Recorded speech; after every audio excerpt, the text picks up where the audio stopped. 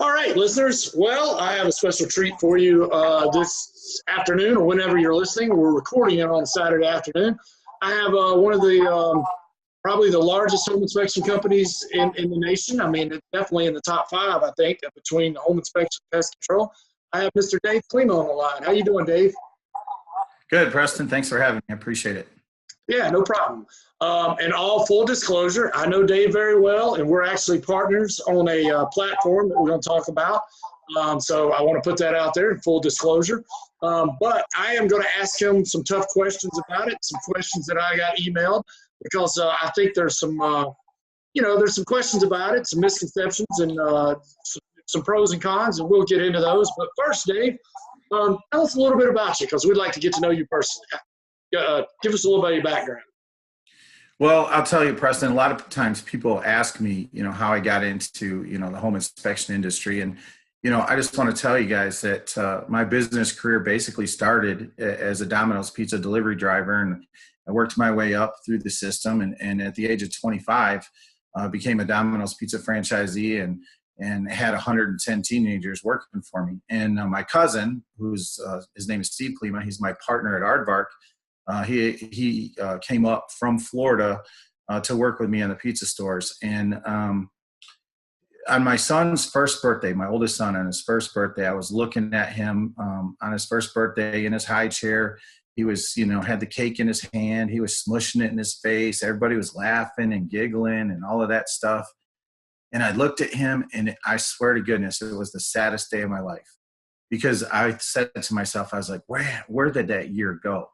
And being in the pizza industry, you're always working nights, you're always working weekends, you're working holidays. And, I kind of felt like I missed my son's first year of growth. And I was like, I don't want to do this anymore. And my cousin, who had moved up with me, same thing with his family, missing his family. And he's like, good, I don't want to do it either.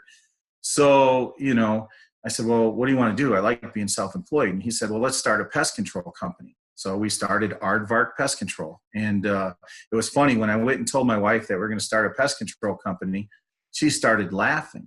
And I thought about it for a minute. And then I started laughing. And the reason why is because when there's a spider at home, I'll make her kill the darn thing. I'm not right? That's too good, man. So people always ask us, like, hey, why Aardvark Home Inspectors? Well, we started as a pest control company first, and we wanted to be first in the book. Back in the day, you had the phone book and the yellow pages, and we didn't want to be AAA or A+. So we started as Aardvark Control. And our pest control slogan is, if we can't kill it, we'll eat it. It's trademarked. So and then based off of, doing pest control works, WDI inspections, termite treatments, and building a strong referral network of realtors almost. And then we grew from there to doing home inspections. And then from there, we started doing radon testing and radon mitigations, mold testing, mold remediation. And I'm pretty proud of the fact that here we are 20 years later, after starting our company with $1,000, we have 40 Aardvark family members working with us. Wow, that is awesome. So how long have you been doing the home inspection? You started with the pest control. How long have you been doing the home inspection part of it? It's been about 18 years. I mean, we started doing pest control, and then within a couple of years, we started doing home inspections. And that was way back in the day before licensing was required in the state of Indiana. Now we're a licensure state, and we actually are licensed to give primary and continuing education to other home inspectors. And I'll be the first one to admit, the whole world, I'm not the smartest home inspector. There's a lot of home inspectors out there that know more than we do. We mostly got that certification so we could, help train our own guys and do our own continuing ed. And, obviously, there's people like you and I, Preston, that go to conferences to get our own continuing ed. And then we can bring that back, to, our inspectors. Awesome. So out of the 40 employees, which is strong, man, that is strong. I'm going to combine these two questions. How many of those are home inspectors? And what was it like hiring the first one? Because there's a lot of listeners out there that are one-man operations, and they could benefit from a guy like you telling them, or not telling them, but, give them some advice on hiring the first guy. That seems to be a real tough thing for a lot of people. Right. Well, I would say I think we have like 18 guys that are licensed to do home inspections. So, it's a pretty big crew. And I'll tell you this, we have more licensed home inspectors than we probably need. But the reason why we do that is because we want to have the flexibility to give our guys as much time off as they want. And one of the things that was really important to us is we're not going to work nights and we're not going to work weekends, or promote that we're doing that anyway. And I wanted my guys to be home, at dinner time with their families and off on weekends with their families. So anyway, and then also we give a week's vacation. And if guys want extra time off to, take an extra trip with their family or go hunting or do whatever they want to do, that's fine. Our only requirement is if you're scheduled to be there, then you better be there. But so we do have a few more, home inspectors than we really need, to be honest. And as far as hiring the first person, one of the first guys we hired was a guy named Joe Mishak, and he's now like a partner of ours. And I would, the best advice I can give someone when you're hiring your first home inspector is, one, you need to hire someone with a good personality, because that person is definitely a reflection on your business. And you don't want to just hire a home inspector. You want to hire someone that can help you grow your business. And so, if you're in growth mode, hire people that are going to row the boat the same direction that you do. Hire someone that's going to be a team first person, put the company before themselves, and make sure you treat them right. And if you do that and you care more about people than profits, and I'm talking about customers that use your services, but also the family members that work with you. I call them family members that work with me. Other people will call them employees. But if you take care of those people, then the money will take care of itself. The business will grow. Awesome. Well, a couple more questions before I get into what I know you want to talk about. Tell us about, how do you market your business currently? I mean, how do you, lots of guys out there, currently up till now, how have you been marketing your home inspection business? Do you market realtors? How do you go about the business of making that phone ring, making it rain? Right. Well, obviously, anyone in our industry that doesn't say much of their business is real estate driven or realtor referral driven is probably not being truthful. I know that a lot of our business, filters down from the real estate agents. And part of what we're going to talk about is diversifying those referral sources, right? Right. But, one of the things that I try to do is I try to build strong relationships with real estate agents. That way, when the cheap Charlies come in, I'm not picked off so easy, right? And a lot of guys will go into offices and they'll throw everything against the wall. They'll throw brochures in there. They'll take candy. They'll take chocolates, whatever they want to do. And that's fine. And that works. But I'd rather sit down with a realtor one-on-one at lunch and talk to them. And one of the things that I tell real estate agents is, and I'm point blank, and if there's nothing that anyone hears today besides this, and if this is the only thing that you get out of this whole presentation that we're talking about, that's fine. But I want you to quit thinking about yourself as a home inspector, right? People are reading this or listening to this. You guys are licensed professionals. You're business professionals. You happen to own a home inspection company, okay? And you need to set the standard or the tone of the relationship with real estate agents. Don't be the lapdog, okay? Be a lead dog. And you need to tell real estate agents, hey, listen, I'm licensed professional just like you are. I take classes. I pass tests. I carry insurance. I do continuing education. I'm actually licensed to teach primary and continuing education to real estate agents and home inspectors. I attend conferences. Sometimes I might speak at conferences. I sit on local boards, charity boards. I donate money to charity, and I actually employ people. So that's what home inspectors are. They're licensed professionals, they're business professionals, and they're just as much a business professional as any real estate agent. And they need to start acting that way and commanding the respect. Now, you don't command the respect by necessarily telling an agent, off, or telling them, hey, I don't work for you, or this, that, and the other thing. You do it by giving them some mutual respect, but in a way, you're kind of demanding that respect back. And I think that when you tell real estate agents how all the professional licenses you have and all the training you go through and all of that stuff, it elevates your stature in their mind. Right. Now, I love real estate agents, and you alluded to, taking candy and stuff to the offices and sponsoring lunches and doing a lot of educational things. I do it all. And a big percentage of my business comes from real estate agents. And I know we've had discussions, and yours does too. You are concerned, and so am I, to a degree of possible disruption to the real estate industry. I mean, I hope that doesn't happen, but you know, I kind of have a hard time believing that 5 years from now, somebody who has $1 million house is going to pay somebody $60,000 commission to sell it. What's your feelings on where we are getting our referrals currently and how that could change in the future? Well, I mean, everyone needs to think about disruption in a way. I mean, you can think about Uber and see what they did to the cab industry. There's a lot of other industries that have been disrupted. I mean, look what Amazon's doing to all the box stores with their technology, right? And the real estate industry is already in the stages of being disrupted. I mean, let's think about this. Back in the day, real estate agents had a book or a list, and that's where all the houses were listed, and that was sacred. You couldn't show that book to anybody. That's how they protected their business. Well, then someone got the bright idea, hey, let's digitize this book of business and make it easier to communicate back and forth.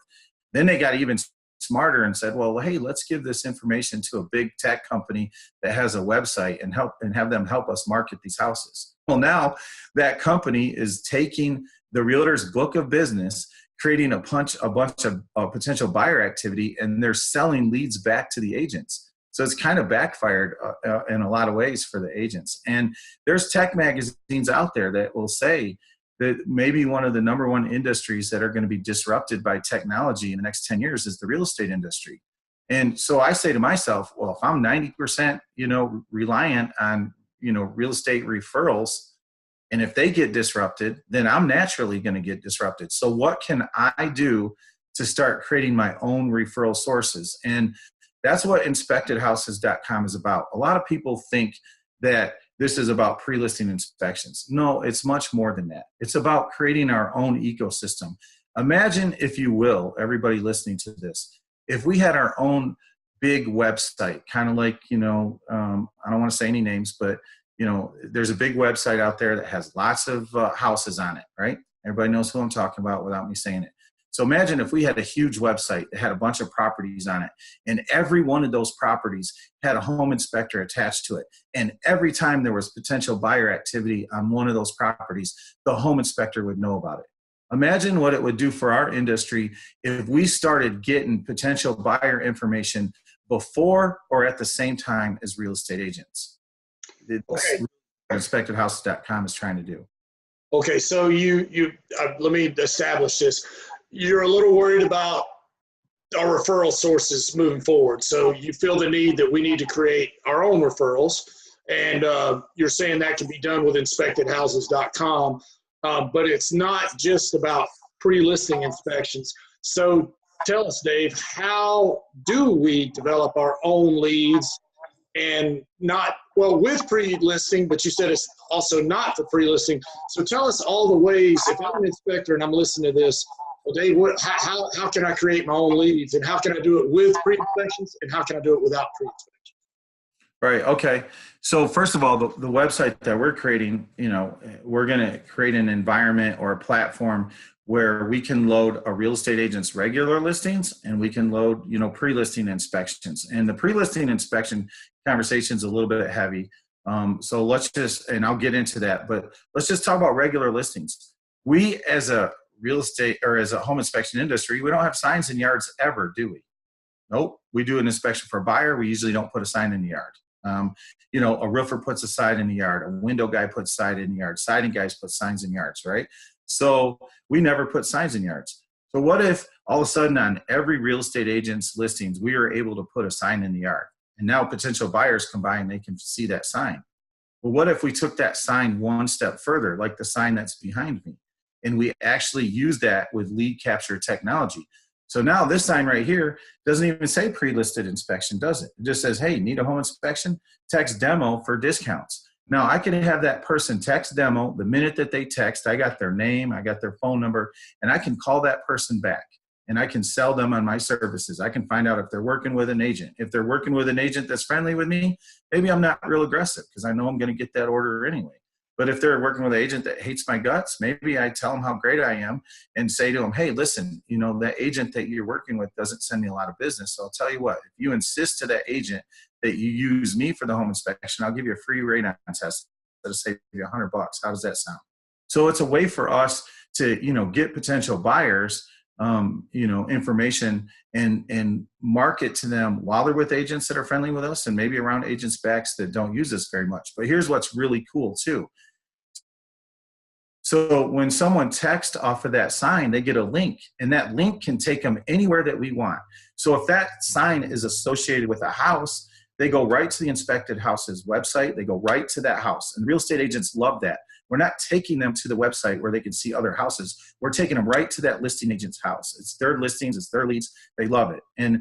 But let's just say I wanted to put this sign on a street corner next to open house signs. It has nothing to do with a house at all, right? I just put on a street corner, and people might be looking at the open house sign. They could see the sign, they text to it. I could have them go to my website. I could basically direct them to my website, to a hidden page on my website.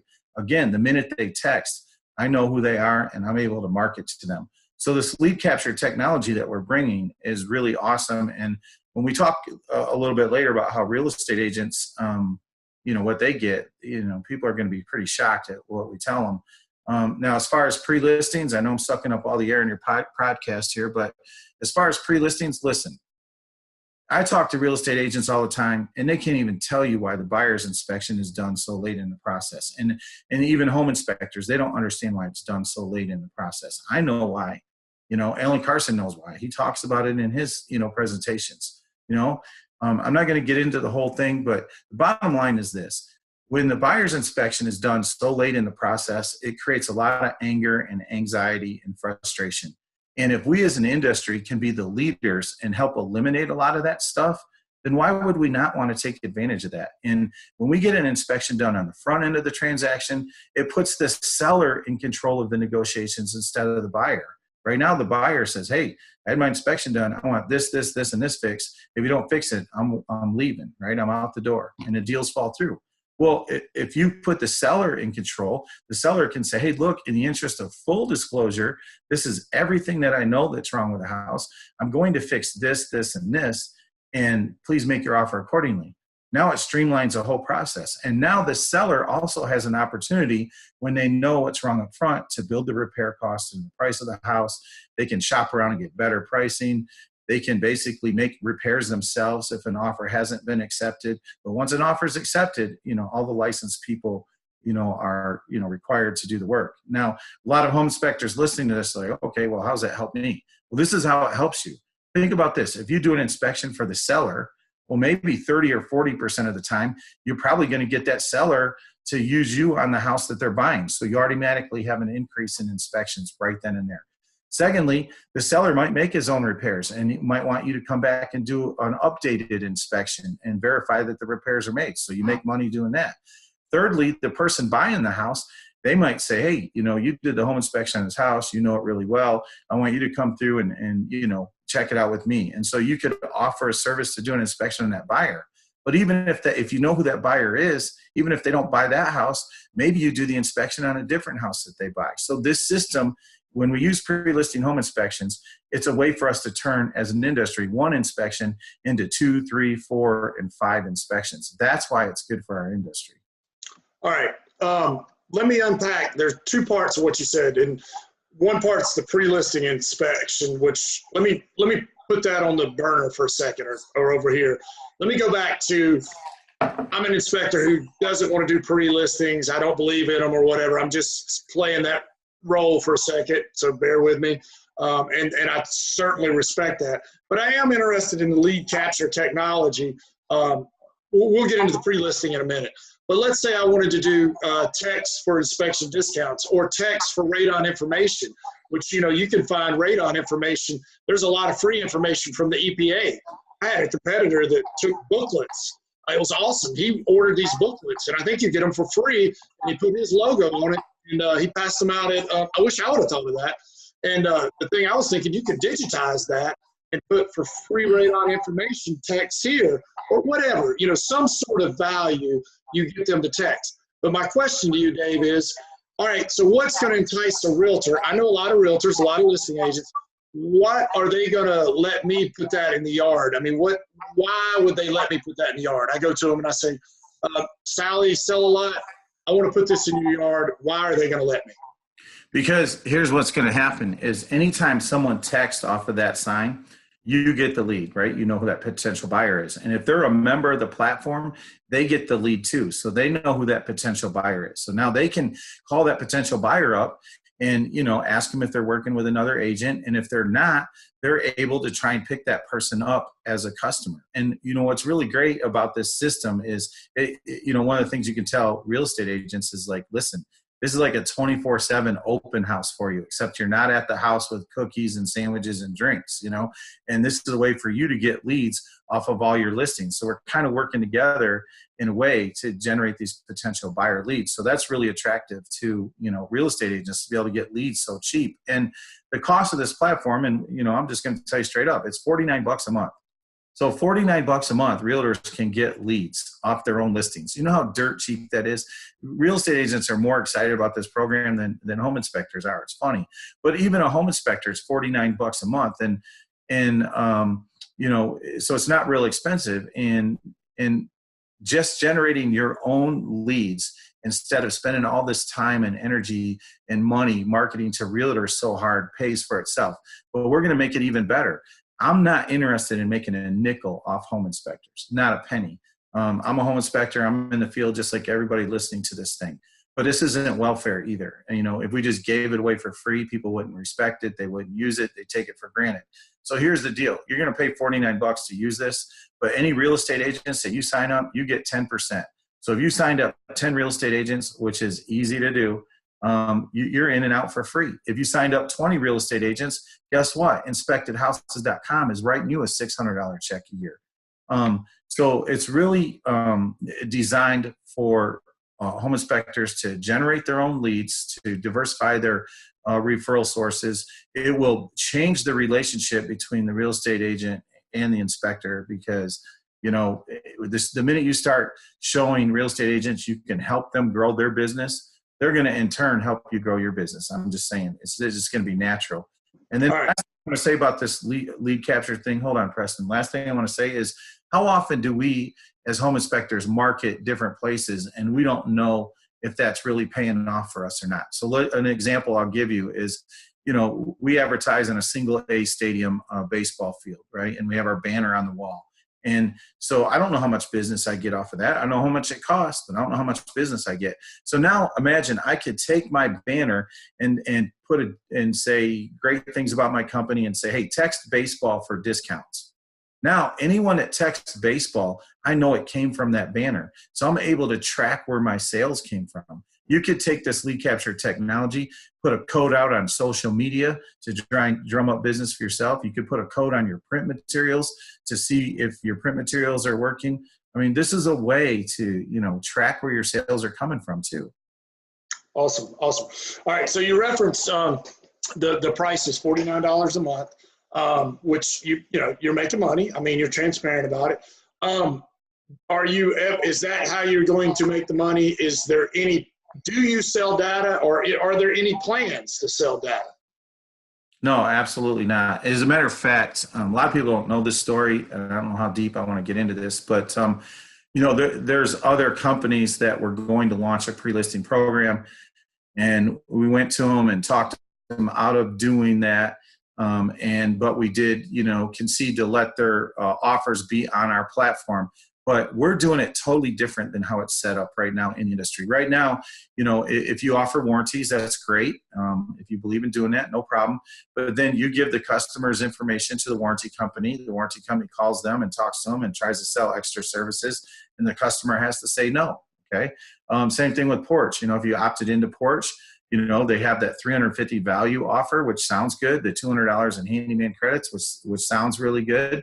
But again, you're sharing their information with Porch, and the Porch assistant calls the customer, and the customer might say no. Well, our system is set up like, hey, there can be offers on our platform. And it's our goal to get, $1,500 to $2,000 worth of offers from national companies for these sellers. So the seller will, pay the home inspector for the inspection, but they'll say, hey, with all of these offers, I'm actually making money. But here's the difference. The offer is going to be displayed, and then the customer has to click the button, submit their own information. So in essence, they're raising their hand and say, hey, that's an offer I really want. And they're the ones sharing their information, not the home inspector. So it's totally the opposite of how it's done, in with other people right now. And so it's an option by the seller, right. whether they want to do it or not. Now, do you benefit in any way other than offsetting the cost for them? Or is it just their benefit to offset the cost? No, we're not benefiting at all from that. We're not looking to make money off of that right now. I mean, if down the road, if this platform got really, really huge and, we needed to pay the bills and the membership fees weren't cutting it, I guess we could charge an advertising fee to be on the platform or something. But as of right now, the biggest thing that we're going to ask people to do, or companies to do, is to give a value to the seller to offset the cost of the inspection. And the other thing that people don't know about, if these reports are loaded, now some sellers may not want the report to be loaded. That's fine, but they may want their house to be advertised. As a home inspector, I don't really care. I just want the potential buyer information. So on my sign in the yard, and there's contact forms, on the website people can fill out. They don't have to buy a report. But if they buy a report, then obviously we get the person's name, phone number, email address, and all of that. But the money for the report goes to the seller to offset the cost of the inspection. So our platform hopefully is going to generate some money for the seller to recover hard, cold cash. And it's also going to have value offers on there up to, $1,500. Now, imagine what that's going to do for our home inspection prices. Instead of charging someone $400 to participate in this program, we could go to them and say, hey, this program is $800, but you're getting $1,500 in value here. Oh, back up. You said program. You mean inspection. Not program. What's that? You kept saying program. You mean inspection, not program. Well, for the home inspector is going to promote his own pre-listing program, right? And so if they go out there with their program, whatever it is, some of them might offer, different, things. We're not telling them what they have to offer or not offer, but, if they go out and they tell someone, hey, my pre-listing program, is this, this, and this. And by the way, we're going to use inspectedhouses.com to help market your house and get you some value back for the pre-listing home inspection. And if we're able to show that seller that they can get $1,500 in value plus get cash back, that's naturally going to help us raise the prices of our inspections. This is Preston Sandlin with InspectedHouses.com. How many of you guys have ever had a real estate deal go south? I asked that very question in a group of realtors last week, and it was about 50-50. Half of them went south because of home inspection reasons, and the other half were because of appraisal reasons. And I kind of joked, and I was like, oh, those darn home inspectors, because they all know I'm a home inspector. They make our life miserable, and they all laughed. But then I said, was it really the home inspection or when the home inspection was performed? And what I mean by that is, let's take an example. You have a $250,000 house, they offer $240,000. You go back and forth, you settle on $245,000. Then you have a home inspection, and then there's $5,000 worth of damage, and neither side wants to budge. The deal's going south. And I said, what if that home inspection was done before the house went on the market, like a pre-listing inspection? That way we find out the damage ahead of time. We get it priced out. Maybe we get it done for $3,500. And now maybe we can ask a little more, maybe $252 or something.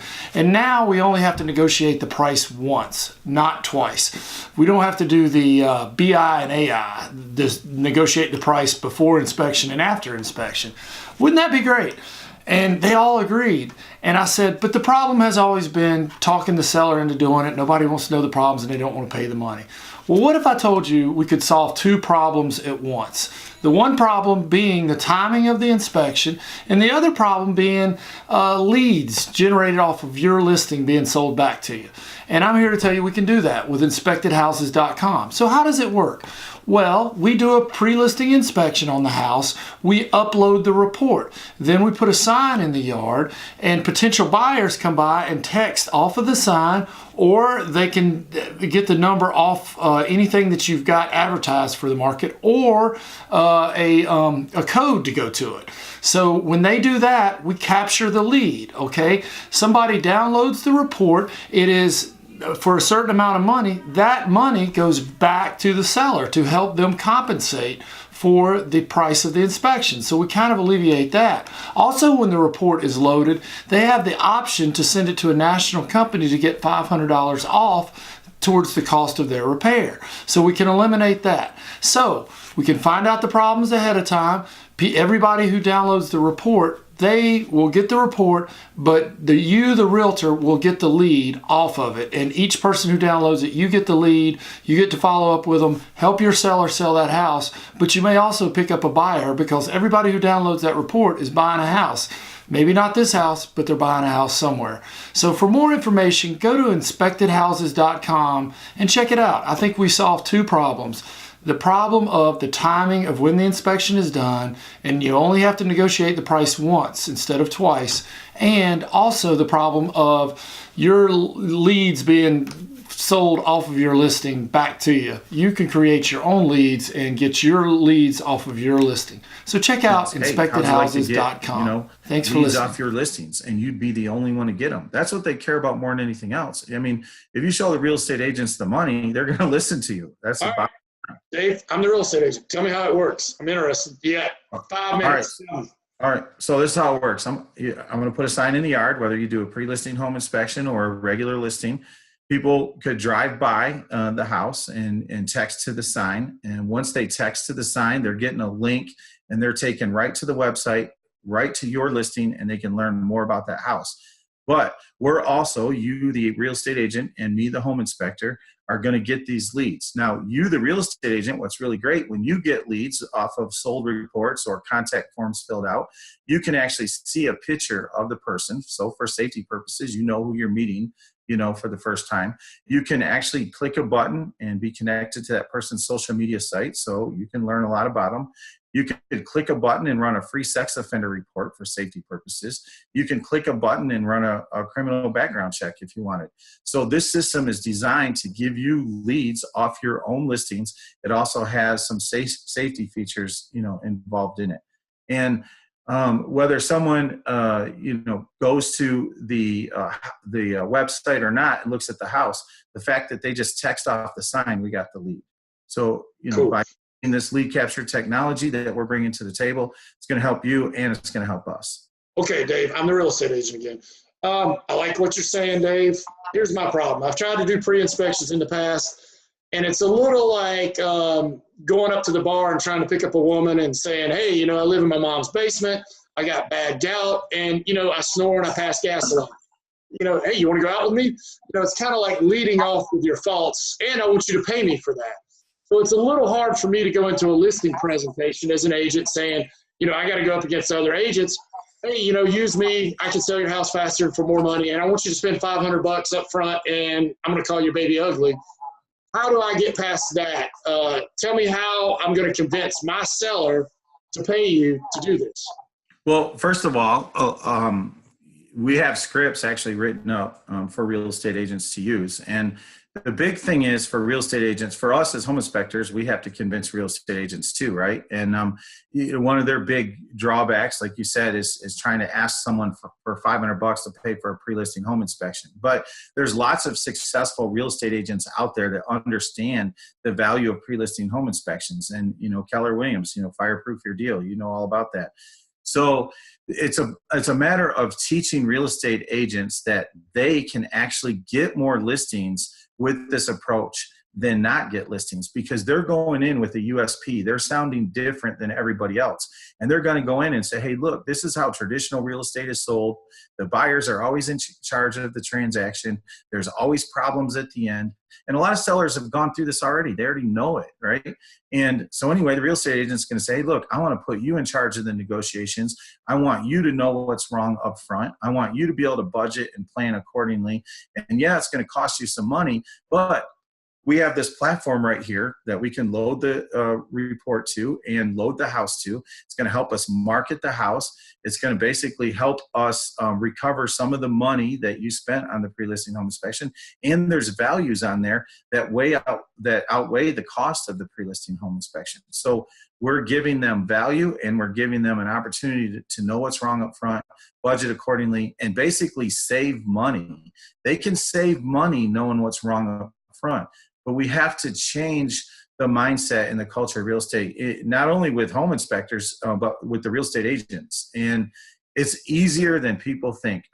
If you think about it, it's already a proven concept in the industry. Think about cars. All right. Think about cars, certified pre-owned cars. When people go and buy a car, okay, it's a used car, it's already been inspected by the mechanics. The mechanics have fixed some things, and now it gets issued as a certified pre-owned car. So it's already kind of a concept from there. And then as far as reports being sold, well, that's already a proven commodity too. Think about Carfax. People are able to look at the Carfax report, know if it's been an accident, know who's owned it, know the history on it. So this concept is not much different than, certified pre-owned cars and Carfax reports. Okay, let me ask you this. So I'm the real estate agent. You're trying to talk me into doing it, and you're saying that, you're giving those examples, which are great, and the fact that the seller can recoup some of that money, that was a real sticking point in the past. I want to know, so are you going to load the report up? Am I loading the report up? My question, I always think of things backwards, like lawsuits. My worry is if I load that report up, for whatever reason the house doesn't sell or they don't get what they want, they're going to say, because they loaded that report, I didn't give them permission to load that report, blah, blah, blah. How do you do that? Do they load who loads the report up on those sites? All right, so let's talk about the process. It's really simple if you think about it. So you're going out, you're promoting, inspected houses and pre-listing inspections. You get some agents that buy into it. I mean, I even have some agents that will go out and push this concept at listing appointments.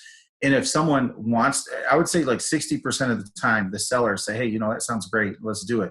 And the 40% of the time that they don't, the real estate agent might say, hey, listen, I believe in this program so much. If you list with me, the inspection's free. I'll pay for it. This is how it works. You pay the inspector at the time of the inspection. At closing, I'll rebate that money back to you. The real estate agents do that because, one, it helps them get a listing, the $300,000-$400,000 house. Two, it's a carefree listing from the standpoint of they don't have to worry about the deal falling through. So it's a win for them. But then the home inspector would do the pre-listing home inspection. They would put the lead capture sign in the yard. They would load the property up into inspectedhouses.com, and they would load the home inspection report. But it cannot be shared by the home inspector. You and I both know that we can't share the home inspection report or even talk to anybody about the report for anyone except for the person that we did the inspection for, right? So what would happen is once you load everything into the system, the homeowner would get an email stating, hey, you have a property that's associated with you, and if you'd like to make it go live, if you want to share this report and this property, click here, and they can do that. So now technically the seller is publishing that report. So we took that away from the home inspector. We took that liability off the home inspector. Now that report and that property is out there for everybody to see. Text signs, lead capture, all of that will direct that person right to the website. You could take the URL of the house and put that out on social media and a lot of different places. On pre-listing inspections, realtors can't advertise it. So if you think about it, their name, their phone number, none of that is on this website anywhere. And so they're not getting accused of marketing the house before it necessarily goes in the MLS. And anyway, so if people fill out a contact form about that house, or if they buy the home inspection report, then the home inspector and the real estate agent will both get those leads. And then what we're going to do is put a timer on those houses, because I don't trust home inspectors to manage the properties, and I don't really trust real estate agents to manage the properties, and I don't really trust sellers to manage those properties. So that property will only be on there for like 30 days. And then a notification will go out to everyone and saying, hey, this property is getting ready to come off the website. If you want to keep it on, click here. So then they have the opportunity to keep it on. The last thing we want is to have a house on the website that's 6 months old, and then someone's trying to buy a home inspection report on a house that's already maybe even been sold. So it's not a really hard concept, but here's what's really cool for the inspection community is this platform is not just a way to generate the leads and diversify our referral sources. When these leads come in, then you as a home inspector have lead management tools with this program. So for example, if a text come in, you can set up an automatic text to go back to them 10 minutes later, 15 minutes later, a day later, doesn't matter. So you could set that up. You can also set up an automatic email to go out. If someone emailed in, an email can go out. And you can set up a drip campaign. You know, an email goes out right away when a report is bought or a form is filled out. And then 2 or 3 days later, you can send out another one. And a week or two after that, another one. And, you know, a month after that, another one. So that's all automated through the system, depending on how you set it up when you load the property. And to be honest with you, to load the property, it's not hard. It takes like maybe 10 minutes tops to load the property and associated code and all of that stuff. All right, I got 2 more questions before the break here. All right, I'm taking off my realtor hat. I'm going to put on my home inspector hat here. I'm a home inspector who's interested in this. I got lots of questions. I'm going to combine these 2 questions, and then we're going to have to do a break, a hard break, and then I've got more questions. But 2 questions. You said I could do a drip campaign. So basically everyone that comes in, I could send something out, you know, 10 minutes or, you know, I prefer like 1 day, 3 days, 5 days. But I would like you to give examples. What exactly am I sending? Obviously my goal is to get them to use me for a home inspection, whether they buy this house or another house. And then my second question is I'm combining 2. What's my liability if I do that pre-listing inspection? You know, can that person who buys the report sue me? Are there any, you know, disclaimers anywhere? And are you encouraging a second inspection? So I guess the first part of the question is answer the follow-up part. What kind of drip campaign am I sending? And then what's my liability as a home inspector? Okay, so first thing is drip campaign. So I know that home inspectors, we're on roofs, we're in attics, we're in crawl spaces. And it's very important that when these leads come in, that you respond to them right away. I personally would like to call them all back if I could, but we're busy, right? So we have it automated responses that you can set up, and you can make your message whatever you want. I know when an email comes in, I'm responding back right away with an email, like within a minute, right? Same thing with, you know, text. We can, you know, respond back. But then, you know, 2 days later, 3 days later, we could send them a follow-up drip campaign. And it doesn't have to be high-pressure sales. It could just be, you know, informational stuff like, hey, I know you're looking at houses. Don't forget to do, you know, a radon test. Radon's, you know, second leading cause of lung cancer next to smoking. And you could give them information about radon. And you could even give them a link to the EPA website, right? You can build that in there. You could, you know, maybe a week or so after that, you could send them out something else. And maybe, you know, it could be a discount that you want to send them at that point. School report cards, like right. Schools are very important. You know, you can get a link to all the schools. Absolutely. You check what school, even if you don't have school-age children, your house, if it's important value-wise, what school, because when you sell it, you know, that has a bearing on the value. Right. And so the whole point is you're trying to be, you know, not high pressure sales, but you're just trying to be an informational guy and earn their trust and earn their respect. And they don't think you're just trying to make a bunch of money off of them. Right. And so your drip campaigns can be whatever you set up, and you could put links in that drip campaign to take them wherever you want. Like, again, a hidden page on your website for discounts, or take them to, you know, different places, like you said, about the schools, or, you know, about to the EPA website, whatever you want to send them to, you can do that. And so we set this up for some automated marketing capabilities, because I know that home inspectors are busy. And when those leads come in, you might not have time to market to them. Okay, why not let the system do it for you? All you got to do is set it up. You pick some drip campaigns you want to send out as soon as you set up the property, and you're done. I mean, you could even, if you wanted, you could have those leads go to a call center. Like there's call centers out there everybody uses. So, you know, it could go to a call center, and how that would get structured, whatever, that's up to you. But you could have the leads go anywhere you want. You could have it go to your marketing person. I know a lot of real estate agents, when the leads come in for them, they're having it go like to their processor, you know, especially these teams. So it's really flexible when it comes to that. Now, let's talk about, are we recommending buyers get their own inspection? Heck yes, we are. We want to take one. Right now, our industry gets one inspection per house. If you think about it, we're doing it for the buyer. That's assuming the deal doesn't fall through, right? So we get one inspection per house. We're trying to get more inspections per house. We're trying to get one for the seller. We're trying to get one for whoever might buy that house. We're getting updated inspections on that, right?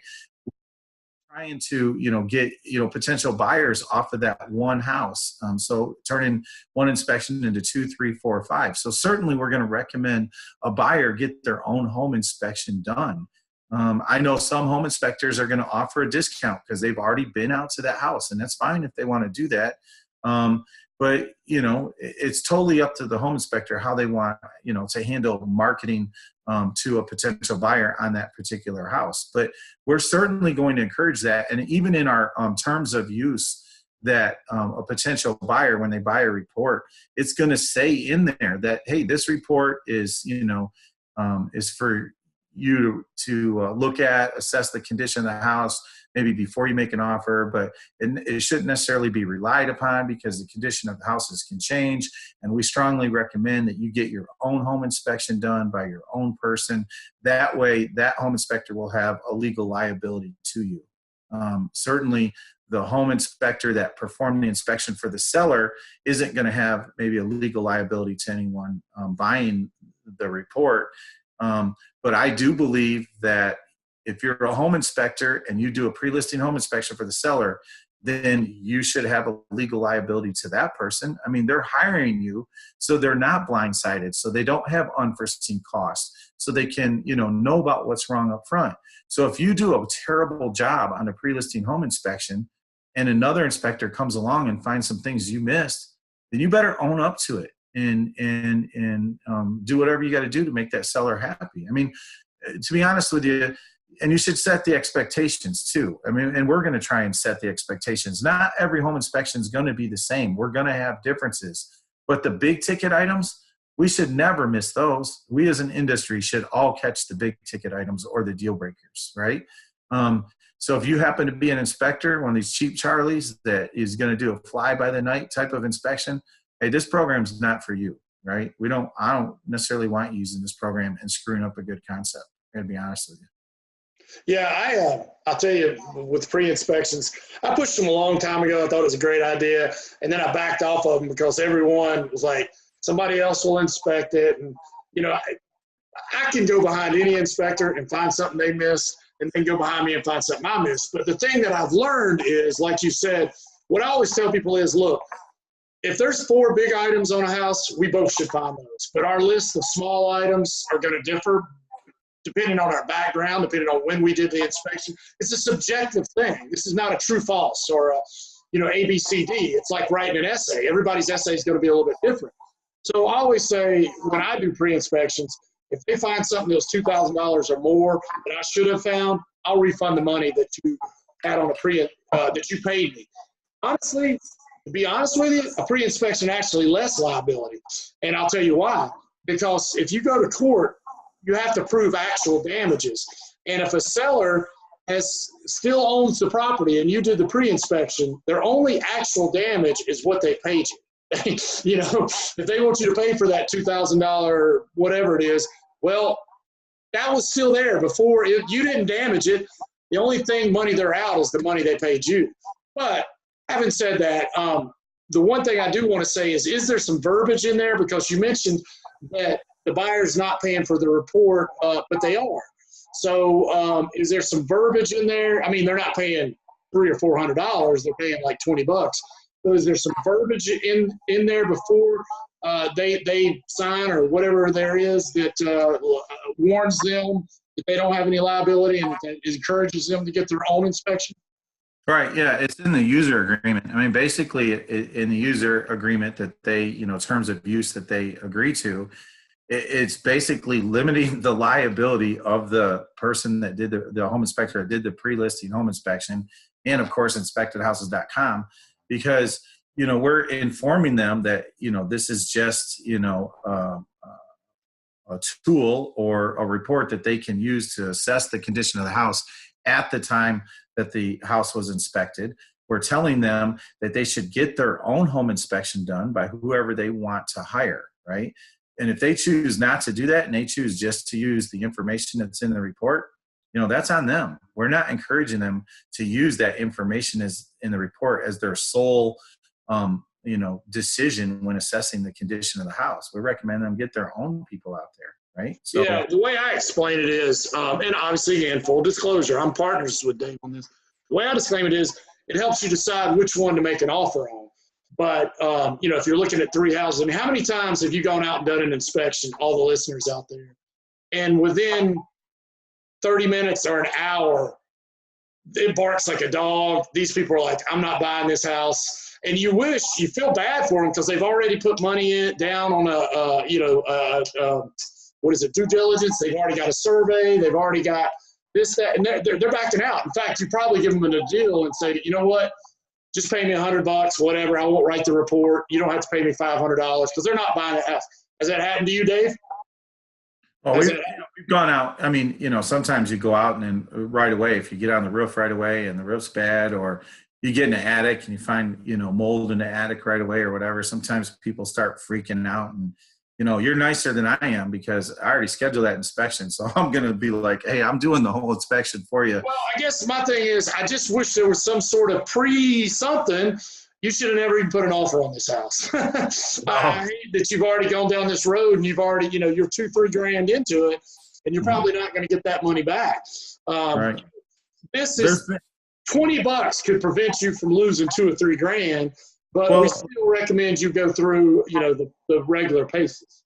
Well, let's talk about the reason why people are going to buy these reports. With the culture of real estate, when deals fall through, we all know it affects real estate agents. And then if they sit around the water cooler and talk about the home inspector being the deal killer, it can affect our own businesses because who the heck wants to use a deal killer, right?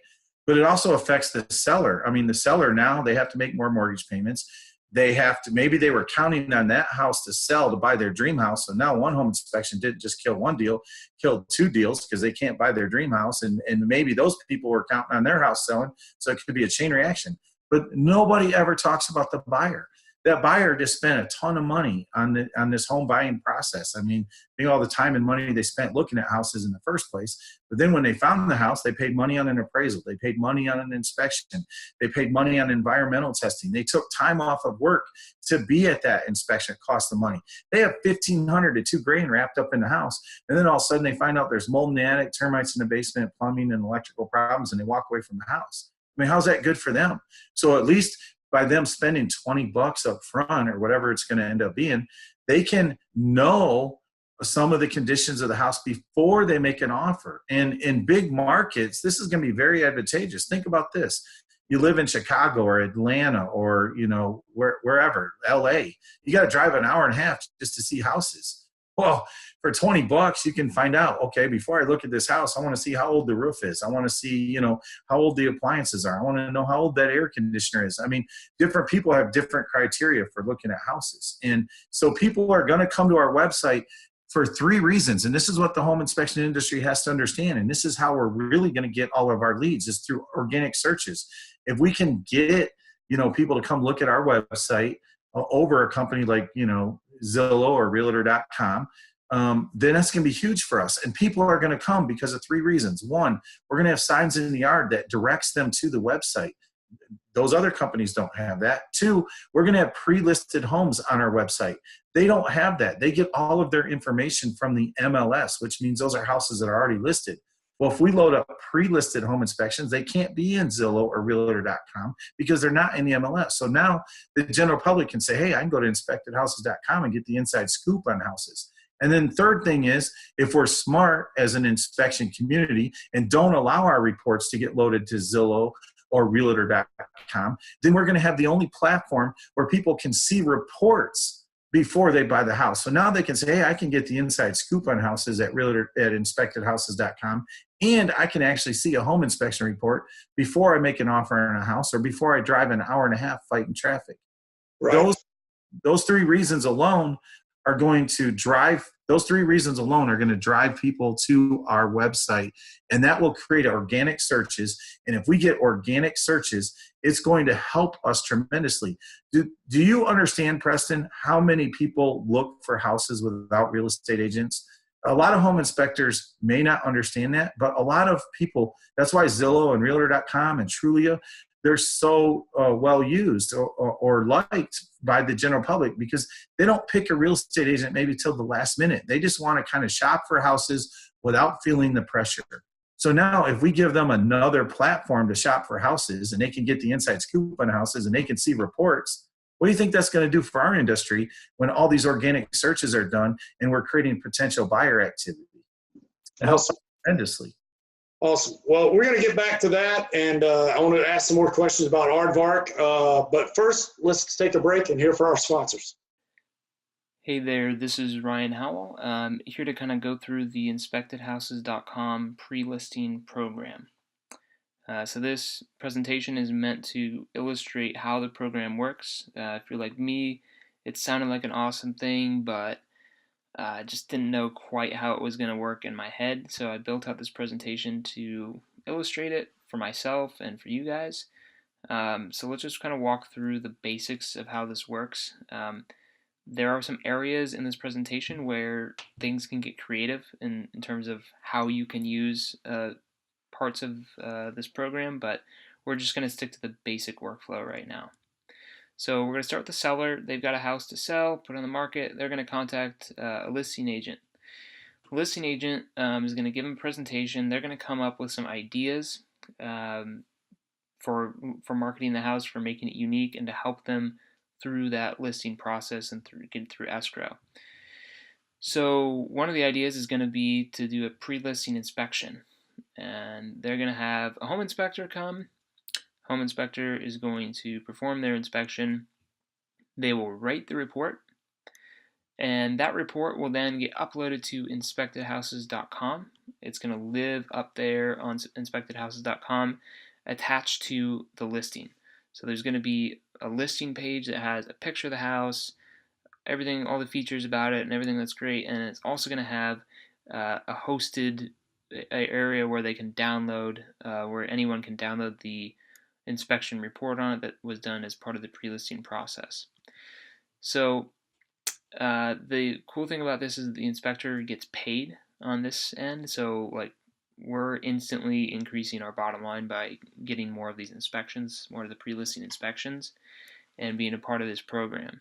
So then the inspector goes away, he takes his money, the sign goes up with a specific code for that house and a number to text, and then when we have a potential buyer, that buyer is going to see that code, they're going to text the code to a number with their phone there, and that usually that sign's going to have like some sort of hook on it, like get a discount on your buyer's inspection or what have you. There's kind of some creative ways that you can word that and some different offers that you can come up with, but the idea is we want to entice them to text that number to get more information about the house and then to also get a discount.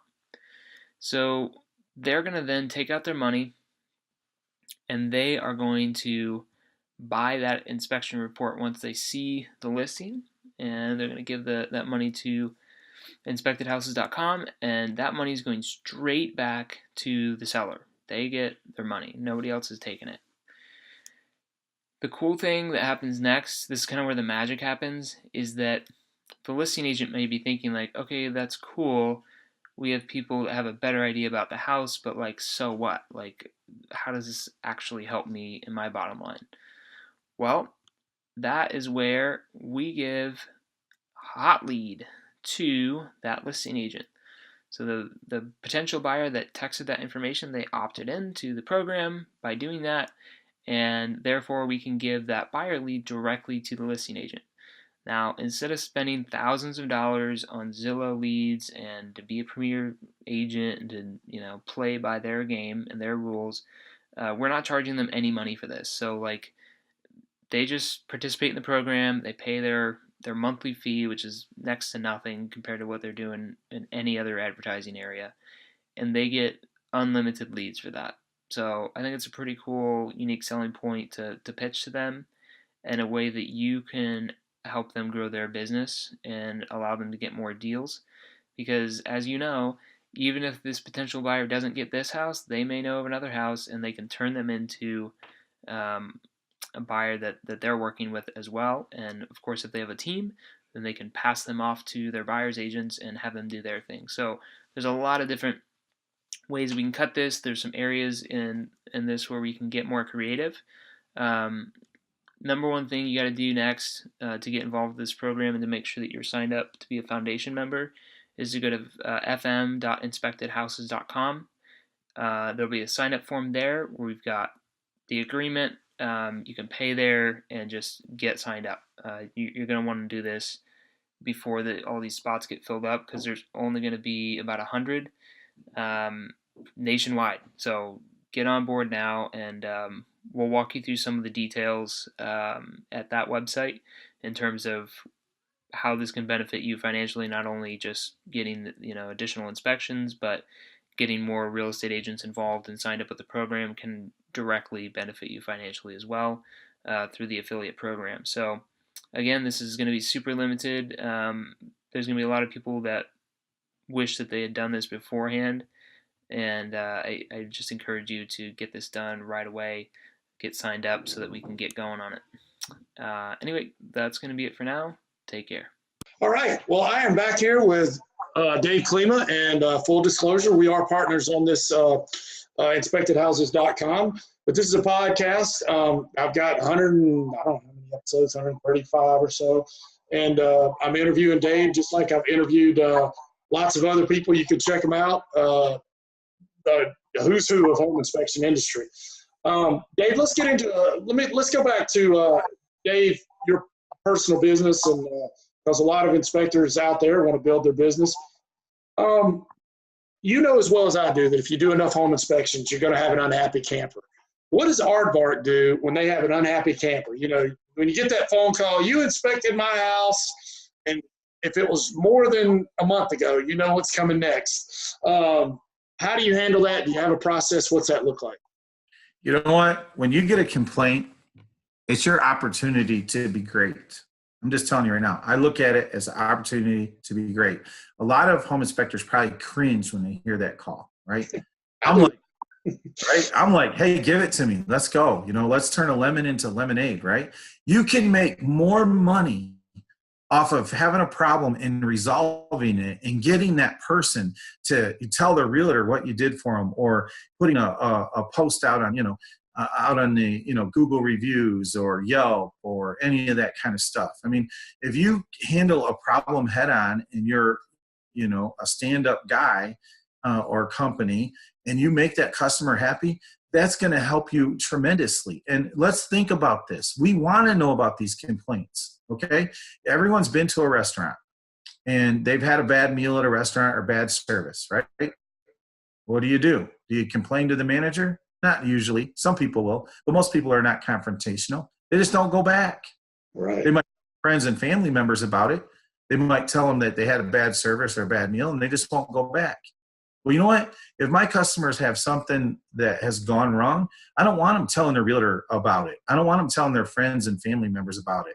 I want them to tell me about it. And then I want to take care of them. I want to make them happy. And I'm telling you right now, you can get more business resolving issues and problems than you can any other way. So I look at it as an opportunity to be great. And, to me, it's goodwill advertising. We don't advertise on radios. We don't advertise in, billboards. We don't advertise on TV or any of that stuff. So most of all of our advertising or marketing is done through real estate agents and word of mouth. And this for a fact, Preston, if you do a good job for someone, they're going to tell one, maybe two people. If you do a bad job, they're telling everybody and their brother, especially in this day and age of Snapchat, right? Yeah. Awesome. That's a good answer. All right, Dave. So you have 18 home inspectors, I think, 40 folks that work for you total. A lot of listeners out there, like we talked about before, building their business. How would, and a lot of, I see a lot of people talking, how do you train? How do you onboard if Dave or Steve or Joe are interviewing an inspector today? Well, tell me what you look for in the interview, what makes you decide to hire them or not, and then how do you get them from, the interview to them out on their own? What's that process look like? All right. So a lot of times these days I've been running ragged with this inspected houses thing. So Steve and Karen and Joe are doing a lot of that hiring kind of stuff. But I always look at personality first and foremost. To me, someone that's wearing my work uniform, they're a reflection of me, and I need them to go out and project our company in a positive light. If you think about it, Preston, I mean, your customers, they don't know you. They don't see you. You're the owner of the company. What they really think about your company is the guys that they're meeting on a day in and day out basis, right? So for me, personality is huge. Outgoing personalities, friendly, confident, all of that kind of stuff, right? It's easier, I believe, to teach someone how to test outlets, flip switches, open doors, learn about all the technical stuff than it is to teach them how to have a great personality. So for me, if I'm looking at an inspector who's really knowledgeable, but he doesn't have a great personality, kind of grumpy, all that kind of stuff, and I have someone that's not as knowledgeable, but he's outgoing and he's friendly and jovial, I'm hiring an inexperienced guy with a great personality. So that's first and foremost. And then secondly, as far as training goes, we all probably have multi-inspectors, have, other inspectors that we lean on, or lead inspectors and things like that. And in our state, there's licensing laws. And so there's classes that they can take. And, the Internachi videos are good. And there's other videos out there. Ashley probably has some. So there's different videos and things that they can watch. But I don't care how many videos you watch, and I don't care how great you score on a test, right? There's nothing like in-field training. There's nothing like seeing things in the field, right? Because a lot of the things you see in the field and how you explain those things. You can learn about deficiencies by reading books. Everybody understands it. Or watching videos. Teach you how to explain it to the customer, right? We have to be able to explain things to people.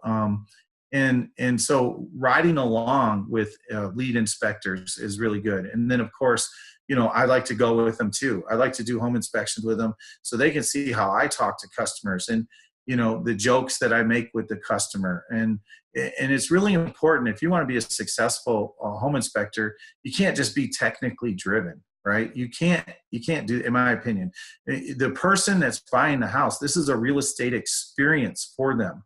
And what kind of experience are you going to give them? And so for me, when I'm doing a home inspection, I want to make it a fun experience and all of that stuff. And we all know that when people show up for an inspection, the buyers show up for an inspection, they're excited, man. They're ready to go. And then after we do their job, they're dejected. They're like, oh my God, there's all this stuff wrong with the house. You don't want them to necessarily leave with a bad taste in their mouth. So how can you explain things to people in a manner that maybe doesn't necessarily freak them out or make them feel all dejected, right? So those are important things to teach our guys, I think. Awesome. Another question, and we'll get back into inspected houses, but I like the home inspection side too, because we're all running businesses and all learning from each other. Contractors, the phone call. Hey, my contractor's out here, and he said my home inspector should have seen this. Now, think about this. I've asked this question to every single person on how they handle this or how they think they can prevent it. And a lot of them have said, get relationships with your own guys and contractors, and that's good. But, I hadn't thought about that. But, free inspections might help this. But how does Aardvark, well, not might, it would. How does Aardvark help with, what do they do when they get the call? My contractor says you should have seen X. Right. Well, obviously, you have to explain to people, look, we can only comment on what we see at the time of the inspection. We can't predict the future. And maybe this happened after my inspector was there, first and foremost, right? Secondly, maybe your guy missed it. Maybe my guy missed it. So am I going to just tell them that they're wrong? I'm going to go out there and I'm going to look at it myself. If it's something that my guy actually should have caught, I'm going to own up to it. A lot of guys are defensive. They don't take it head on like I do. I'm like, again, opportunity to be great. I'm not going to sit here and dismiss what some professional says, a licensed plumber or electrician or whatever. I'm going to say, well, let me look at that before I respond, right? And I'll go take a look at it. And then, a lot of times it's just educating the customer. You can tell them that, hey, look, our standards of practice, have us do X, Y, and Z. And, he's coming out and talking about code A, B, and C. So we're talking two different languages here and two different standards of practice. So I don't think there's one set answer for every situation. I think you have to handle everything on a case-by-case basis. But I think the last thing that I would do as a business owner is just dismiss the customer point blank. I want to show them that I care about them and I want to investigate it further myself. I usually am the guy that handles that kind of stuff at the office. I don't shy away from it. I told you 100 times, opportunity to be great. And that's how I approach it. And then again, try and turn a lemon into lemonade. And I would say, I won't say 100% because nothing's always 100%, but 95% of the time, I mean, we're having a successful, outcome of all of those situations. Now, one thing I will tell you, when we're talking about these warranty companies, there's contractors that go out on these warranty claims. These realtors sell warranties, and they're glorified appliance warranties. And these contractors will go out, and then they'll do that. They'll use it as an excuse to deny a claim for the warranty company. Like, let's just say it's a water heater that's leaking. They'll go out and say, hey, look at all this rust on this water heater. Of course it's leaking. Your home inspector missed it. And they'll throw us under the bus and get in the bus and put it in reverse and run us over, right? So then you got to go to your report. I mean, your report speaks for itself, and you show the homeowner, say, look, it says in the report, water heater's 15 years old, has some rusting, nearing the end of its life. It's like, oh, probably going to have to be replaced in the near future. It wasn't leaking at the time, so we didn't recommend it be, replaced. It was performance intended function. So sometimes when you're able to show them that, that's, really good. And then sometimes, this for a fact, these contractors aren't seeing the reports. And they're going to say, well, your home inspector missed it. Well, what if he didn't miss it? What if it says right there in the report what the problem was, right? So, and if you run across real estate agents and sellers that didn't even read your report or follow the advice that you put in the report, often does that happen to you? A lot. You didn't tell me how bad it was. You made me think it wasn't that big a deal. Right. You didn't read the report, did you? All right, 2 more personal questions, then we'll finish up with inspectedhouses.com. I know we're running over time a little bit here. 2 more personal business questions. Dave, if you woke up tomorrow morning in a brand new market, equal to the size of the market you have now, you still have all your guys, all your equipment, all your knowledge, room and board's paid for, but you only got $5,000 to go out and market. In other words, you don't know anybody.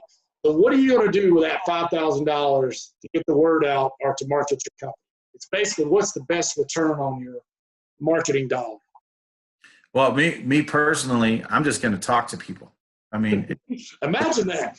Imagine that. It doesn't cost a lot of money, to market, yourself. Obviously, you need spend a little bit of money on some cards and some brochures so people will have that in their hand. But I kind of think brochures these days in offices is overrated, because how often are realtors in offices these days? Back in the day, it was more important, but now they're working a lot from home. They're using technology at home. So, what can you do, right? What kinds of things can you do to drum up business, for yourself? And honestly, and I know we're going to get back to it, but for $49 a month to have all this lead capture ability, to be able to make some signs cheaply, to be able to put some codes out there on social media that people can see. I mean, Facebook, Snapchat, Twitter, I mean, that's not that expensive to advertise stuff. So social marketing, social media, I think is really good. And I think that, word of mouth is the best form of advertising. It's the least expensive form of advertising too. I definitely wouldn't spend, like a ton of money. These realtors, they want you to sign up in their office to, sponsor their like folders that they hand out. They want like $100 for that. You know what I'm saying? I definitely wouldn't be spending any money on that kind of stuff, for sure. Or sponsoring, real estate offices in that way, shape, or form, because you spend that money and then the realtors are going to use whoever the heck they want to use anyway, or refer whoever they want to anyway. So that's another reason, why we need to, drum up our own business, our own sources of referrals. We need to be, as an industry, less reliant on real estate agents. Now, that doesn't mean we need to kick realtors to the curb. I'm not saying that at all. But I'm just saying, man, we can't have all our apples in one basket anymore, because, if disruption does happen to the real estate industry, I hope it doesn't. I don't want to sound like Chicken Little, but if it does, then we're screwed too if we're reliant on them. And what we're trying to do is become less reliant on them. Last question before we get back to that. Now remember, this is a G-rated show. What's the wildest, weirdest, or craziest thing you or one of your guys have found on a home inspection that you can remember? Oh man, who knows? There's, you've seen all the different stuff, Do your guys text you pictures? I get pictures all the time. you've seen all the different stuff. I think the craziest story, let's just say the craziest story I ever heard of is there was a lady in our market, and her toilet Don't say her name. well, her toilet was loose and wiggly and all of that stuff. And of course, what can happen is, you get a wax ring that's leaking, and water, can damage the flooring and rot everything out. Well, then you mix in termites with that, and everything gets weakened. She sat on her toilet and fell through to her basement. Oh. So that is crazy. So, y'all did the inspection on it, or no, we didn't do. No, that's just a story. Wow. Personally, but I just think that's one of the craziest, stories is that, you see all kinds of different things, and I don't have one that necessarily jumps to my mind, but that story just always blows me away. It's like, you got problems with your house. You kind of know there's problems with your house. You never deal with it. And then that's what can end up happening. Okay. Let's go back to inspectedhouses.com. I'm going to be an inspector here for a minute. And I'm going to be an inspector who's done it this way for a long time. I don't like change. I don't like what you're doing. I think you're messing up the industry. Blah, blah, blah, blah. I think what you're doing is terrible. How do you respond to that, Dave? And how do you respond to the home inspector that says, oh, this is terrible for the industry. I can't wait to get in there and inspect some of those that have been pre-inspected. I'm going to rip them a new one. I've seen those actual quotes on social media. How do you respond to that? All right. So first and foremost, I don't see why anybody's going to have a problem with trying to turn one inspection into 2, 3, 4, and 5. Okay. If you do, that's fine. I'm not going to put you down for what you believe in, but you shouldn't put someone else down for what they believe in. Right. And when we put this together, we're trying to make everybody happy, right? We're trying to make inspectors happy, realtors happy, buyers happy, sellers happy, the associations happy, whether it's ASHI or International, some of our vendors in our industry happy, whether it's, Porch or ISG or whatever. We're trying to make everybody happy. And sometimes you can't make everybody happy, and you just got to be accepting of that. And so I'm accepting of the fact that some people may not be happy with this, right? But I don't see how it's going to hurt anybody. Now, let's address this mentality of, hey, I'm going to make that first inspector look bad. Well, I've always looked at our industry like this. We're all part of the same team, okay? And certainly we're competing for roster spots and playing time, which is inspections and services. But I never really believed that you should try and earn that playing time by putting down your teammate. I've always thought that you should earn it by outworking them, out hustling them, outperforming them, right? And I've always thought that, on any successful team, the best players on the team help the weakest players, because a rising tide, raises all boats, right? We've all heard that. And these guys that, that pick on these new inspectors, or, some of the most basic questions that are put out on social media, and these guys get beaten up. I mean, I feel bad for that guy. He's asking a question, he's trying to get better, and then we're going to beat him up, really? And then and the guys that ask for mentoring and ride-alongs, and for an inspector to say, I don't train my competition. Really? What's that do for our industry? So you're going to let this guy go out there and wither on the vine by himself. He's going to go out and do inspections for people. These people are going to get an inspection done by him. He's going to maybe do a bad job, miss some stuff or whatever. And then they're going to tell their real estate agent how worthless home inspectors are. They're going to tell their friends and family members how worthless home inspections are. They're going to tell their coworkers how worthless home inspections are. So how's that good for our industry, right? I think that, we should be good teammates in the industry. I don't think we should put each other down for what we do or don't do. And I don't think we should purposely go out and try and make someone look bad. I've gone in behind pre-listing inspections, and I found some things that another guy hasn't found.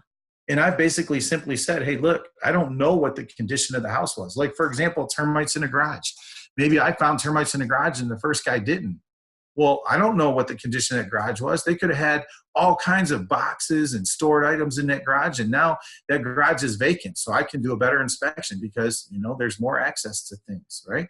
So who am I to put down that guy because he doesn't have termites in the garage and I found them, right? Does that make sense? So I just think that as an industry, if you find something that someone else missed, yeah, obviously you're going to point it out, but you don't have to make it sound like that guy's incompetent. You could just simply say, yeah, it wasn't in his report. I don't know the condition of the house at the time, and leave it at that. Why you got to try and make someone look bad? Just do your job. The house is the house. The conditions are the conditions. I want to follow up on something just to make sure that we're clear.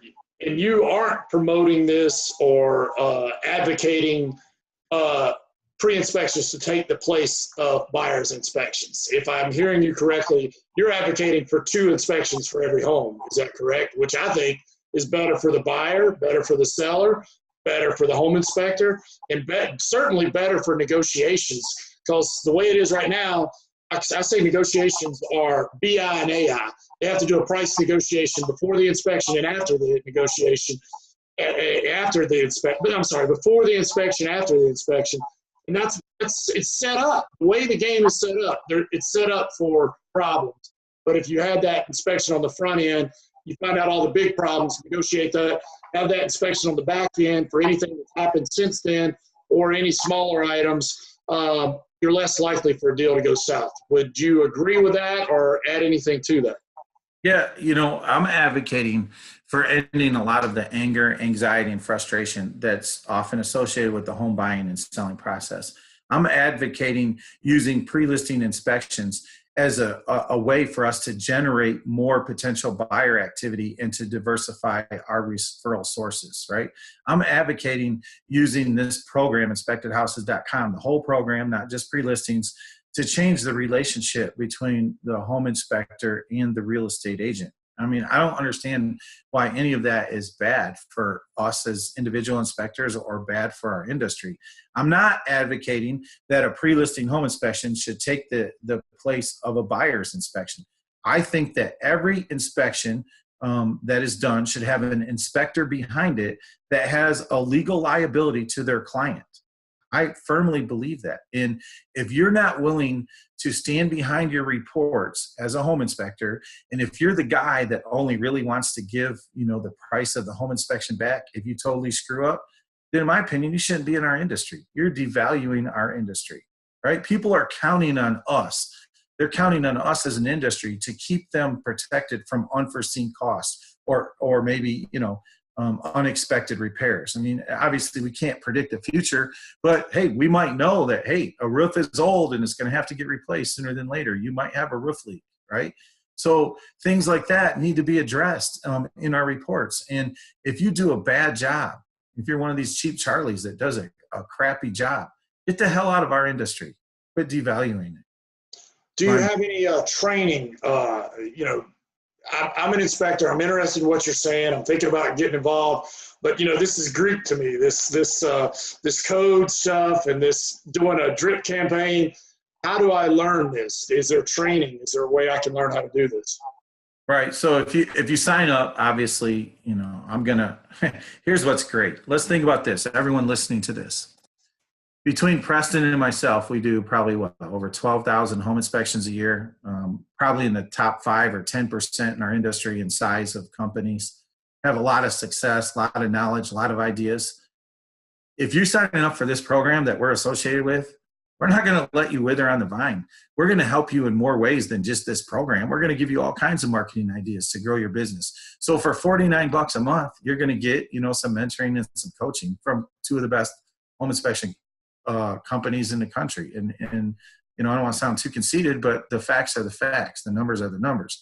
But as far as using the platform itself, when you sign up, it's not very hard to use. We tried to make this as simple as we could, but there's a webinar that you can watch that will walk you through step by step how to set up your profile, how to do the property pages, how to do the codes, how to do the drip campaigns, all of that stuff. So obviously there's that training and material.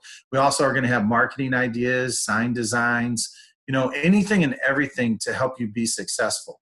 And everybody needs to understand this. We're going to teach you how to market this to the real estate agents too. We can't just say, oh, here's the program, sign up, give us your money.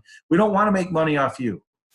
We don't want to make money off you. We want the real estate industry to pay for this. Well, the only way that's going to happen is if we teach you how to sign up real estate agents. So if you're signing up for us, we're going to teach you how to sign up real estate agents so you can be in and out for free. So you can make money on the front end using this program, right? Let's think about the other program that's out there real quick. They're saying it's a free program, okay? Free. Okay, well, there's a guy, I can't remember his name, Preston, you've said it before, that if you're using a product that's free, then you're the product. Malcolm right? Forbes. So how are they making money if it's free? If they're not charging you to use it and they're not charging for the reports, how is it free? Where are they making their money? I know. Well, let me ask you this, Dave. Do you have plans to sell this? Is this just going to be something big that you're going to, sell to some data person? How, if I get really invested in this, as an inspector and it's helping my business, well, how do I know you're not just going to sell it to some company and cash out?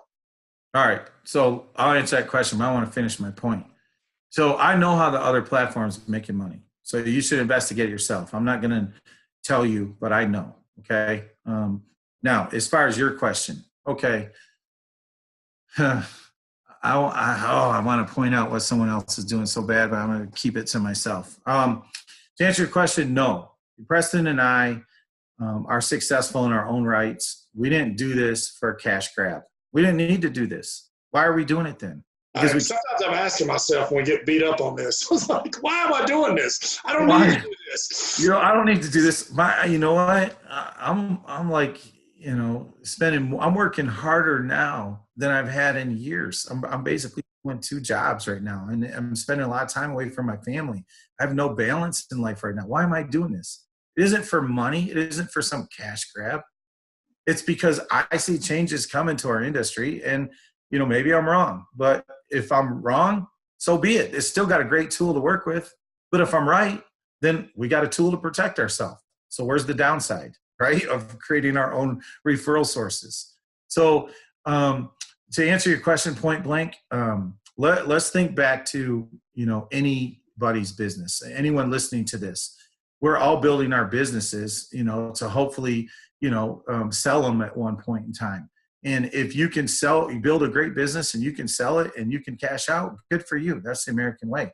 And I have no problems with any vendor in our industry selling their business for whatever they want to sell it for. They worked it, they made it, they grew it, they worked it.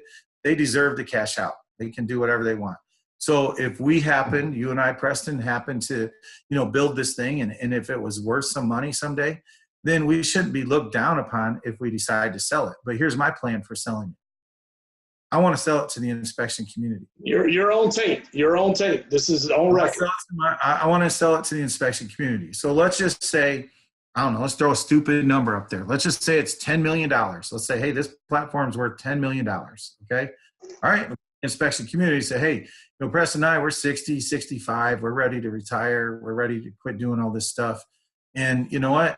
We're ready to sell it. So it's worth $10 million. So here you go, inspection community. You want to buy it. What is that? 10,000 home inspectors at $1,000 each or something like that, or 1,000 at 10 grand each, whatever. I don't know what that number is. So you're saying you're going to offer it to the inspection community, have it independently appraised and offer it to the inspection community. I would. Now, listen, let's go back to Dan and Chris and ISN. They have every right to sell that business. Hold on. They have every right to sell that business, right? They built it. They grew it. You know what? They have every right to sell it to whoever the hell they want. Now, if they would have came to the inspection community, myself included, and said, hey, we're looking to sell and, we want X amount, I would have been one of the first ones to buy in because I'm spending $1,500 a month using ISN and I love it, right?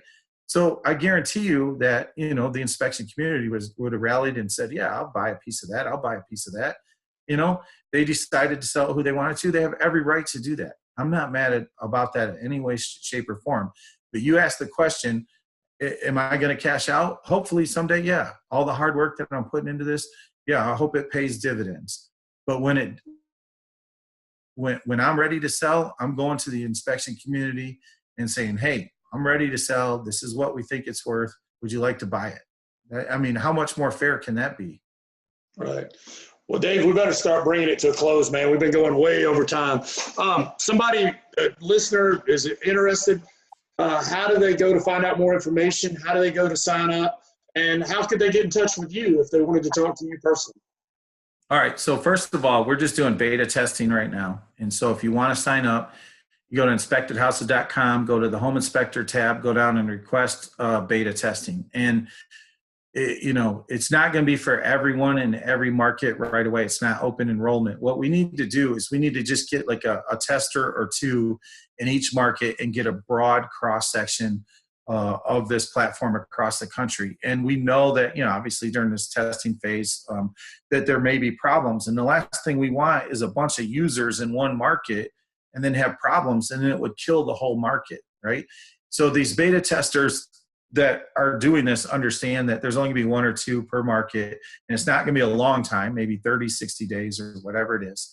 But then they also understand that it's their job to help teach this to their inspector brothers and sisters. So if you want to sign up and use this program, we'll talk to you about it and make sure we don't have too many people in the area.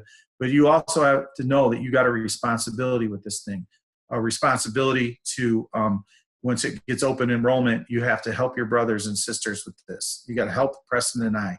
We can't do this all by ourselves. We're not pretending to be able to spread this whole platform to the whole industry by ourselves. So we're looking for beta testers that are going to, use this platform in a manner that we want it used in, and two, help their inspector brothers and sisters when it's time for open enrollment. So that's that. Was there another part of your question? Well, how do they do that? Where do they go? Where? Well, like I said, go to inspectedhouses.com, go to the home inspector page, scroll down to the bottom and fill out and there's a tab that says request beta access. So they fill that out. Then I get an email and then I respond to them, and I'm going to talk to them. I'm either going to email them or personally call them and talk to them about the market they're in and learn some things about them and make sure that we don't have too many people in the same area at once during this testing phase. But everyone needs to understand this. This program is going to be for all the home inspectors in our industry. We can't just create our own ecosystem if we only have one or two guys per market using it. We got to get as many realtors signed up as we can using this, so we can get the inventory on the site, which is the houses. And we obviously need the realtors kind of on board with us to do that.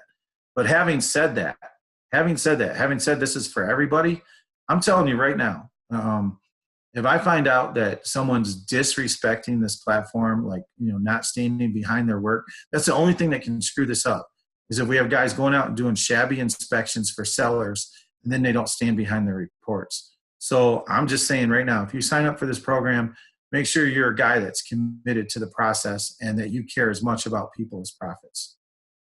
Awesome. All right. So I'll probably leave it there. So if you want to find out more about it, go to inspectedhouses.com and scroll down. Tell us one more time.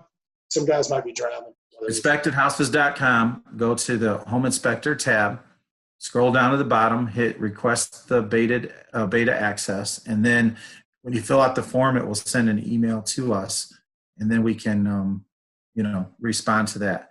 So before you leave though, I got a question for you. Okay. I was hoping I could skip on that. Go ahead. Yeah. I want you to tell everybody why you're doing this. Pretty much the same reason. I mean, I'm not trying to be arrogant, but I got a pretty good business, good wife, good kids. They make good grades. They take after her. I mean, life's pretty good. But some stuff happened in the industry last year that opened my eyes. That that our industry is possibly be up for disruption, or a big part of where we get our leads could come for disruption. And it opened my eyes that we're very dependent on another industry for our business. And we've got to do something, and that data is valuable. That came out. And I was worried that, somebody could possibly sell that data for more than the cost of the inspection and just hire cheap Charlies to do them, and we're out of business. That's one thing I was worried about. And then I was worried about realtors getting disrupted. And I was really depressed for a long time. And finally my father-in-law, who's a good businessman, his own, said, what's up with you? And I told him, he says, is there anything you can do about it? I said, well, I could try. And I started thinking, wait a minute, we generate that thing that is so valuable. Now it's the client's data, but we're the ones who bring that information together. Why should we be controlled by other people? So, other industries or other people, or, so I said, why can't we build something where we control it? And I started working on my own, and you and I started talking, and that's where we came up with this. And that's why I'm doing this. Like you said, maybe it doesn't happen, and that's great, because the way things are going is great, but you can't ignore the fact of all the disruption going around us. Look at appraisers. 2 or 3 years ago, appraisers was a great job. Now it's a horrible job. And we don't want, that to happen to us. So I feel like this is a way to fight that or protect it. Does that answer your question? Yeah, absolutely. And I want you to educate the home inspection community, the people listening, about the value of the data in the reports and the value of the buyers themselves. Obviously, a lot of home inspectors don't understand that we're procuring the most valuable data in the data mining world, which is knowing when someone's going to buy a house and the 30 days surrounding it. And then you did your own research on the value of the data in the report. And explain your thoughts on that. Yeah, well, when all that happened last year, I took like 3 of my reports and I just chopped them up, and I went out on the open market if I was going to buy those leads as a contractor to some of the lead selling companies. This one needs a roof and a water heater, and it's got a drainage issue. And, I was just parting them out, like, how much is this worth? Just out of curiosity. And it was pretty much around $600 to $800. Depending on the report, average about $700. And I'm like, oh, that scared me to death, because what that means is somebody who sells leads can pay a cheap Charlie $250 to go do an inspection and part it out for $700. That's wrong. That's unethical. And that's it. But that could happen mathematically. We got to do something to keep this industry, and to do right by the buyers and sellers, and keep ourselves a third party, uninterested in, what I'm saying here. But we don't want to be controlled by data sellers, and we don't want where we get 90% of our business to fall out from under us. We want to do something to control our own destiny, and that's what this is. Right, I firmly believe that, and the conversation needs to be changed. Everybody on social media listening to this, Facebook, whatever, these groups, this is not about pre-listing inspections. I mean, that's a part of it. This is about procuring potential buyer information. That's what it's really about. And, procuring that, has some value. And the value to our industry is procuring that and being able to, drum up our own business and do more inspections and all of that kind of stuff. And if there's another platform out there that's procuring this information, what are they doing with it? I'm telling you right now that we as an industry, need to wake up a little bit and understand how valuable what we're doing really is, right? And the last thing I want to do is work for, the CEO of some of these other, companies, these lead selling companies and stuff. And the last thing I want to leave everybody with is this. Preston and I, we've been working at this for a long time. And, we've negotiated or talked to, I don't want to say we negotiated for the industry, but talked to different, people in our industry. And one of them was porch. And, some people hate porch. And real estate agents don't hate them, but some home inspectors do. And one of the things that we talked to them about was stopping selling leads to home inspectors. So we got them to quit selling leads to home inspectors. And there were some other things that we got. I'm not going to go into all of it, but that was really important to us because we don't think that we should be paying a vendor or an association money on the front end, and then they're selling leads to our competition, right? And I don't think that we as an industry should be paying dues on the front end to any association or vendor, and then they're taking some of that money and giving business, to other inspectors.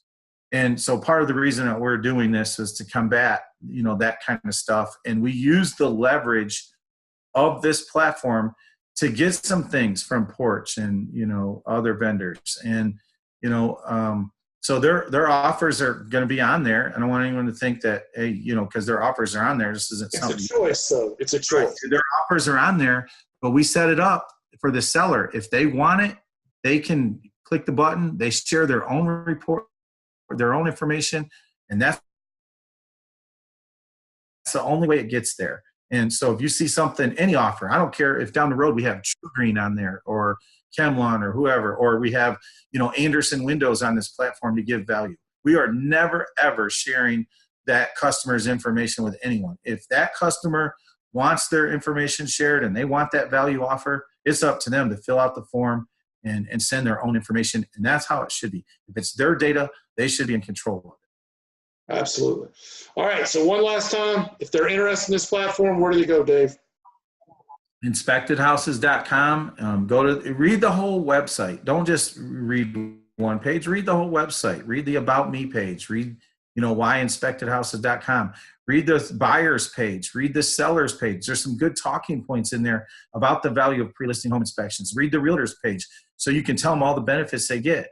Then obviously read the home inspector page. And then at the bottom of that, click the button that says request beta access, and then we'll get the email, and then we'll go from there. Awesome. Well, Dave, I'm going to let you go, brother. My wife was giving me the stink eye over there. Time for us to go eat. Okay. All right. Thanks for having us on or having me on. And then I'm sure there's still a lot of questions that are unanswered. So anyone that, has questions, they can private message me. That's fine. What's your email? Do you mind giving that out in case somebody else? Dave.Klima, Klima, at inspectedhouses.com. Awesome. All right, Dave. I'll catch you on the flip side, brother. All right. Thank you.